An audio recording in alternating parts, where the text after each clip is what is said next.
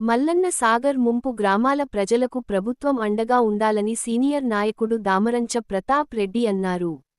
Gajwel are కాలనీలో ప్రజలు నానా ఇబ్బందులు పడుతున్నారని, మౌలిక సదుపాయాల కల్పనలో ప్రభుత్వం పూర్తిగా విఫలమైందని, కొంతమందికి ఇంకా ప్యాకేజీ రాలేదని, ప్రజలకు ఉపాధి లేక అవస్థలు పడుతున్నారని, శ్మశాన వాటిక లేదని, రోడ్లు సరిగా లేవని, మున్సిపల్ వారు ఆర్ కాలనీ ప్రజలను పట్టించుకుంటలేరని, ప్రభుత్వం ఆర్ కాలనీ ప్రజలకు అన్ని విధాల సహకరించాలని కోరారు. ప్రతి 18 సంవత్సరాలు నిన్న వ్యక్తికి మీరు కాల్ చేసేవంత మట్టుకు 18 సంవత్సరాలు నింటే ప్రతి వ్యక్తికి ఇస్తాను. ఏమైంది?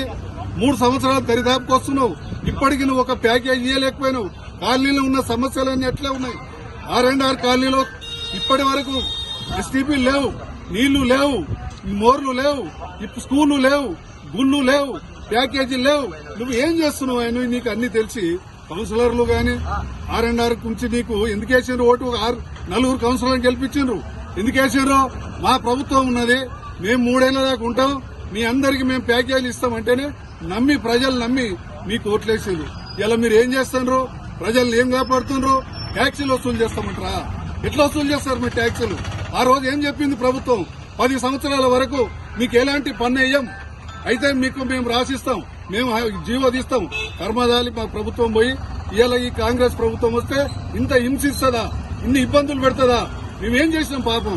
ఇలా మల్లన్న సాగర్ తోని ఇలా హైదరాబాద్ కు నీళ్లు తీసుకుపోతున్నాం. ఇలా తాగునీరు ఇలా తాగునీరు గాని సాగునీరు గాని ఇలా మల్లన్న సాగర్ తో నడుస్తున్నాయి. ఇలా ఇంతమంది పంటలు పండిస్తారు. ఇలా మా త్యాగాన్ని మీరు వెలగట్టలేరు, మా ఇబ్బందులను చూస్తలేరు. మేము ఇల్లు కట్టుకుంటే మమ్మల్ని కూలగొడతారా?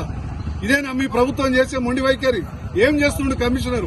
ఒక కౌన్సిలర్ ఒక ఇల్లు పర్మిషన్ కు 2 లక్షలు, ఒక పర్మిషన్ కాదు లంచం 2 లక్షలు అడుగుతాను ఒక్కొక్కరి ఇంటికి. ఎంతవరకు ఈ దుర్మార్గం ఏంది ఇది? ఏం చేస్తుండే చైర్మన్? ఏం చేస్తాడు? ఏం గడ్డి విక్తున్నావా చైర్మన్? నీ బాడీ ఏం చేస్తుంది? కమిషనర్ ఏం చేస్తాడు? నీ కంట్రోల్ లేడా కమిషనర్? ఏం చేస్తున్నారు? ఎందుకు చేస్తున్నారు మీరు ఇట్లా? కౌన్సిలర్లు ఏం గడ్డి విక్తురా? ఆర్ కాలనీకి 6 కౌన్సిలర్ ఇలా ట్యాక్స్ ఎట్లా వసూలు చేస్తారు? ఏ విధంగా వసూలు చేస్తారు? ఆ రోజు మాట్లాడింది ప్రభుత్వం మనకు ఫ్రీగా మీకు 10 సంవత్సరాల దాకా ట్యాక్స్ వేయమని, G+3 కట్టుకోండి, మీకు ఎలాంటి పర్మిషన్ లేదు, ఎవడు కూడా రాడని చెప్పారు.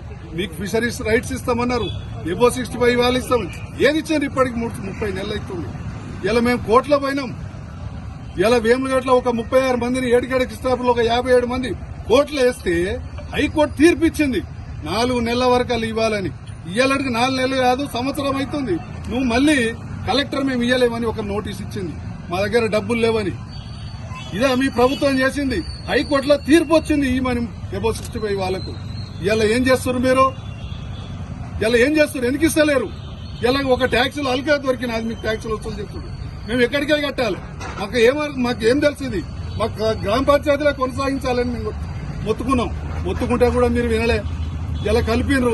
సరే కలిపినరు, మాకు ఆర్ కాలనీకి ఎగ్జామ్షన్ ఇవ్వండి, 10 సంవత్సరాల ఎగ్జామ్షన్ ఇవ్వండి, మా అన్ని కంప్లీట్ చేయండి. మాకు ప్యాకేజీలు, మాకు రోడ్లు, మాకు అన్ని సౌకర్యాలు కంప్లీట్ అయ్యేంత మటుకు మాకు ఎలాంటి ట్యాక్స్ వసూలు చేయకండి దయచేసి.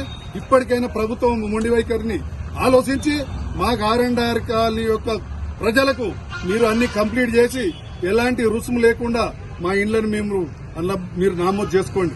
మాకు ట్యాక్స్ లేకుండా. మా ఇప్పటి వరకు ఆధార్ కార్డు ఉంది. ఆధార్ కార్డు ఇప్పటికి మాకు తౌటా మండలనే ఉంది. మేము గజ్వేల్ మండలం ఉన్నాం, తౌటా మండలం ఉన్నామా, ఎక్కడున్నామో తెలియదు. ఆధార్ కార్డు ఇప్పటి వరకు చేంజ్ చేస్తలేరు. ఏం చేస్తున్నారు మీరు ఇప్పటి వరకు మీ ప్రభుత్వం? మేము ఎక్కడున్నాం? మా మండలం ఏది ఇప్పుడు? మా మండలం అనేది ఏదనేది ఏం లేదు.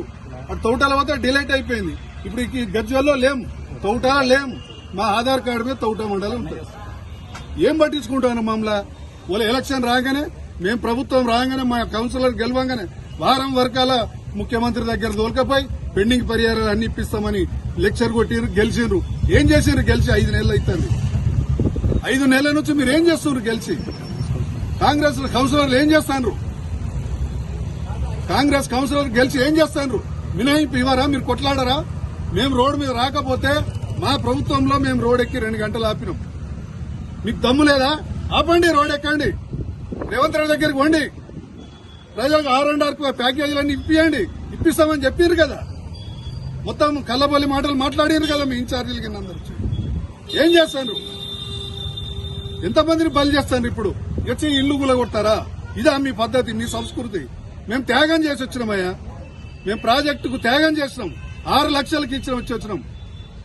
ఏం మమ్మల్ని గ్రహిస్తాను, మమ్మల్ని ఇబ్బంది పెడతాను మీ కౌన్సిలర్లు. మీరు మాకు ఇప్పటి వరకు ఒక పని లేదు, కల్పిస్తలేరు మీరు. మొదలు ఫస్ట్ ఎబో 65 వాళ్ళ పేమెంట్ చేయండి. కోర్టుకు పోయిన వాళ్ళే మేము హైకోర్టు తీర్పిచ్చింది డిసెంబర్లో ఇవ్వాలని ఇచ్చింది. 25 డిసెంబర్